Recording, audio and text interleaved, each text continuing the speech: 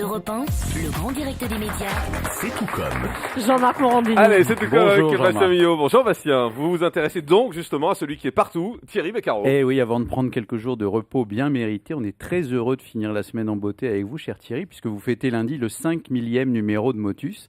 Après 20 ans de bons et loyaux services à l'antenne, le jeu a certes un peu muté, mais il arrive toujours à rameuter, puisque vous conservez un nombre de fidèles constant et très conséquent. L'émission est née exactement le 25 juin 1990, jour de la Saint-Prosper, et depuis, le moins qu'on puisse dire, c'est qu'elle a prospéré. C'était pourtant pas joué d'avance. Thierry Motus est un peu un objet télévisuel non identifié, réchappé des anciens concours d'orthographe auxquels on aurait rajouté une pincée de mastermind et un soupçon de bingo paroissial. Les candidats doivent y remplir une grille. Vous, cela fait plus de 25 ans que vous squattez les grilles de programme. Mais revenons d'abord sur votre parcours. Si j'en crois Internet, et il faut toujours se méfier, vous affichez des origines familiales à la fois italiennes et bretonnes. Est-ce que c'est vrai ? Ça, c'est vrai. Tout à fait exact. Bon, alors on imagine donc vos vacances quand vous étiez petit, en juillet dans le pays en forme de botte, et en août dans la région, il faut toujours emporter pour cause de pluie. Professionnellement, vous débutez en vous occupant, paraît-il, de questions liées aux droits d'auteur à la radio. Vous Ouais. connaissez donc le dicton « quand ça sème, ça récolte ». Absolument. Vous devenez ensuite l'assistant de Macha Béranger, dont la Ouais. voix était inimitable, et pourtant, vous prenez la même voix qu'elle, vous devenez animateur radio. Et si j'en crois encore mes fiches, votre première émission rien qu'à vous en 1981 s'appelait, je cite, Grand-mère et boule de gomme. Pas tout à fait. Bon, pas tout à bah, fait. c'est comment Je crois. Oui, il y a eu Grand-mère et boule de gomme, et puis après, je suis repassé sur France Inter. C'est intéressant qu'on parle de radio parce que mon premier vrai boulot, c'est ça vous manque c'est la radio. Ça, je crois, oui. Ouais. Il Ça, va- honnêtement, il va là, je me peux répondre dézinguer ma sincèrement. Oui. Bah, allez. C'est ça. Bon, alors on enchaîne. Grand-mère et boule de gomme en 1981. Aujourd'hui, vous avez gardé les boules, mais vous avez troqué la grand-mère pour la grammaire. À la télé, vous avez à peu près tout fait. De la une est à vous à Matin Bonheur.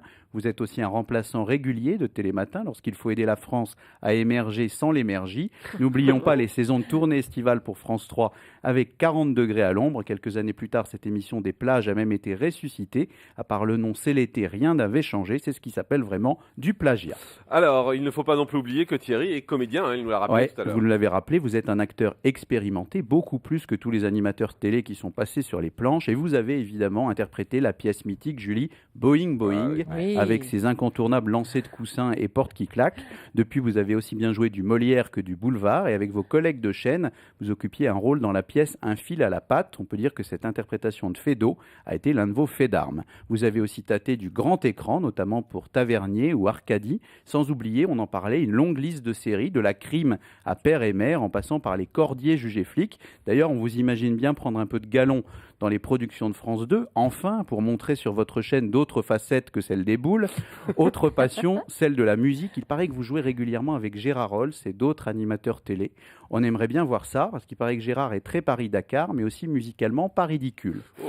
Bref, la comédie, la musique et même la peinture, qui est une autre de vos passions. Vous avez visiblement trouvé, Thierry, un motus vivendi pour continuer à être présent à l'antenne avec votre jeu quotidien. Pendant que les candidats épellent, vous êtes là pour les épauler. Il faut dire que la production n'y va pas de main morte. Un nombre de lettres à trouver qui change sans arrêt, la pression constante de la boule noire, sans parler des jingles psychédéliques. Il y a largement de quoi finir ma boule. Et au final, Bastien, quel regard portez-vous sur la carrière de Thierry Beccaro? Eh bien, mon cher Thierry, vous avez prouvé que vous saviez tout jouer et tout animer, mais évidemment, c'est dans Motus que nous, téléspectateurs, on vous aime le plus. Tel Julien Lepers et ses questions, vous êtes indissociable de vos grilles et de vos boules, ça tombe bien. Bref, en l'espace de 5000 émissions, vous avez su donner à ce jeu de lettres ses lettres de noblesse. Merci beaucoup, Bastien Millot.